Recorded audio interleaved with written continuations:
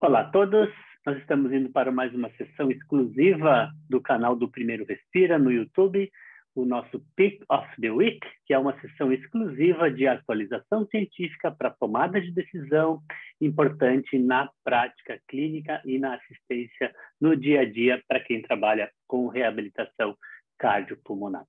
Antes de ir para o artigo da semana, eu gostaria de lembrar a todos vocês que, se vocês estiverem gostando dos nossos conteúdos, não deixem de se inscrever no nosso canal, no YouTube do Primeiro Respira, ativar o sininho para receber as notificações e acompanhar, então, as novidades do nosso canal do YouTube sobre esse tema. O artigo da semana é uma publicação que foi feita agora no European Journal of Preventive Cardiology, que é uma revista que tem alto fator de impacto e é uma das revistas importantes da área da cardiologia mundial também. Ele foi publicado de forma online em maio, mas na edição impressa agora de setembro, na edição de setembro agora de 2022, então nessa revista.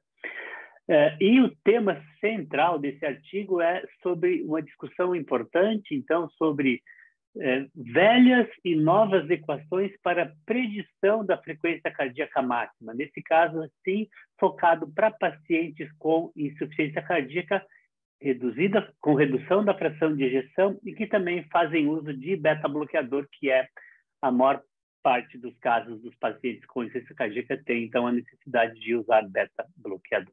Qual é o racional, então, do estudo? Primeiramente, que as fórmulas tradicionais utilizadas, que são conhecidas no nosso dia a dia, que são a fórmula de Fox e a fórmula de Tanaka, de 2001, elas são muito utilizadas para predizer a frequência cardíaca máxima. Entretanto, existem muitas controvérsias. Primeiro, porque elas foram desenvolvidas para predizer a frequência cardíaca máxima de indivíduos normais. Então, não se aplica, né, o uso dessas fórmulas para pacientes com insuficiência cardíaca. E também, essas fórmulas, tanto a de Tanaka quanto a fórmula de Fox, elas geralmente superestimam em mais de 40 batimentos por minuto o nosso valor de frequência cardíaca máxima.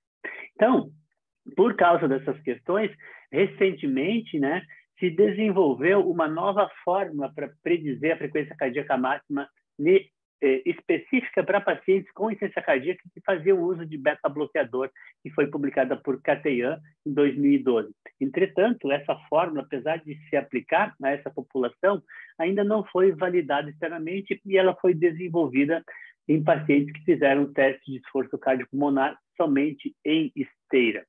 Então, a ideia e o objetivo principal desse trabalho é desenvolver uma nova equação de predição da frequência cardíaca máxima para pacientes com insuficiência cardíaca e com fração de ejeção reduzida e que também fazem uso de beta-bloqueador.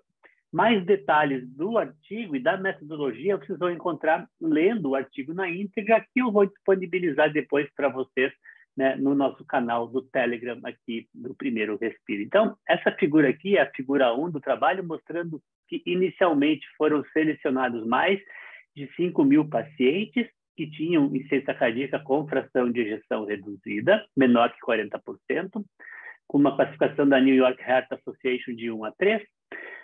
Depois da avaliação desses pacientes e da aplicação dos critérios de exclusão, então, restaram 3.487 pacientes, né, nessa classificação que foram parte do estudo.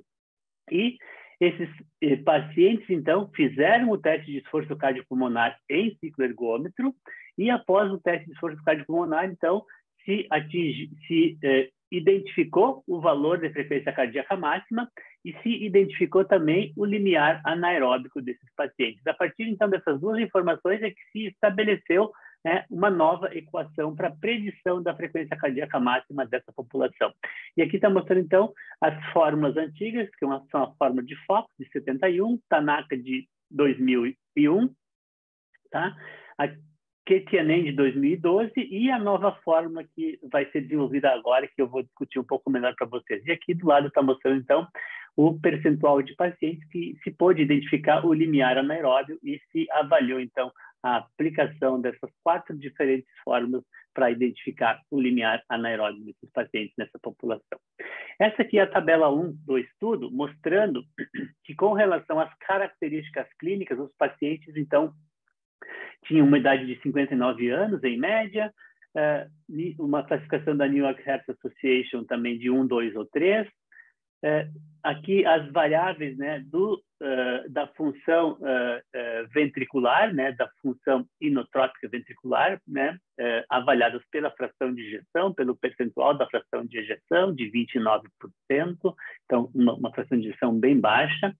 As variáveis identificadas no teste cardiopulmonar, né, mostrando, então, como que foi feito o teste cardiopulmonar e as características do teste de esforço cardiopulmonar.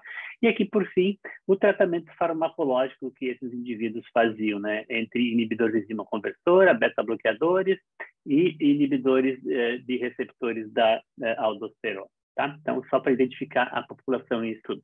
Essa é a tabela 3 do estudo, mostrando, então, o comparativo da fórmula de Fox, que é 220 menos a idade, a fórmula de Tanaka, que é 208 menos 0,7 multiplicado pela idade, a fórmula de Ketia-Nan, que é 114 mais 0,5 vezes a frequência cardíaca de repouso, menos 0,5 vezes a idade, e aqui a nova fórmula, então, identificada aqui de uma maneira mais completa, e embaixo de uma forma simplificada aqui, então, essa mesma forma.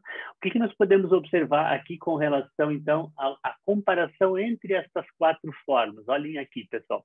Aqui está mostrando o percentual médio de erro, né, que nas fórmulas de Fox e de Tanaka foi de 37% e de 42%, respectivamente. Já na fórmula de Ketia-Nan, podem observar que o percentual médio de erro foi de 12%.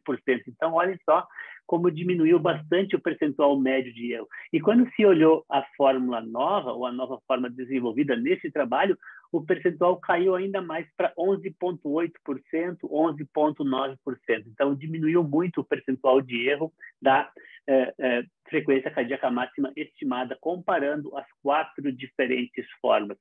Ainda assim, nessa nova forma, tem um erro médio de 17,5 batimentos. Então, ainda é um erro grande, mas bem menor do que o erro que é apresentado, que é encontrado quando se aplicam as fórmulas tradicionais, as fórmulas antigas.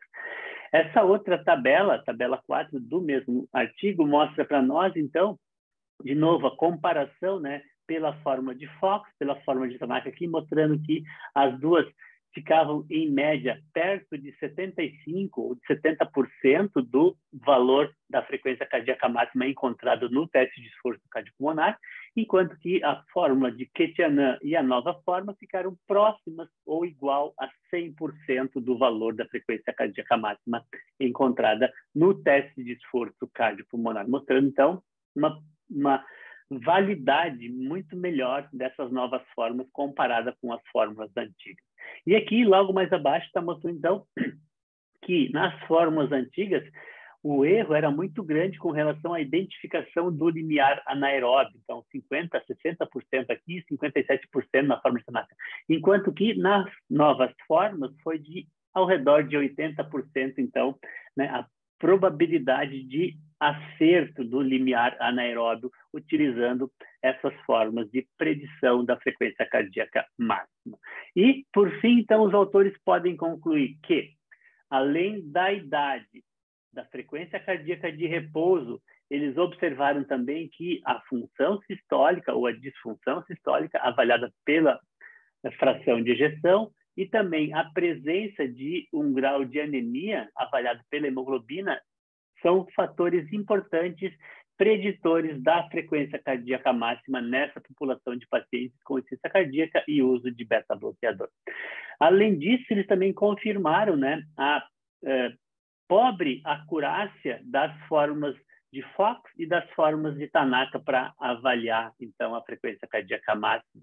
E, de forma importante, também eles concluem que esse artigo foi fundamental para a validação externa da fórmula de Ketia-Nan, que se aproximou muito mais, né, do valor de frequência cardíaca máxima desses pacientes nessa população.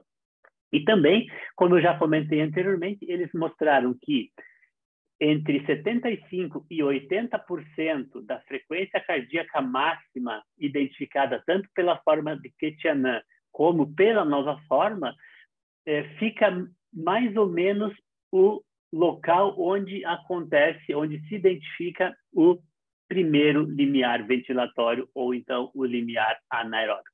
Então, essa informação é importante porque ela pode ser utilizada, né, para prescrição de treino aeróbio em pacientes com insuficiência cardíaca e que usam, né, beta-bloqueador. Então, isso acaba diminuindo um pouquinho o erro e melhorando a qualidade na prescrição do exercício para os pacientes que fazem reabilitação.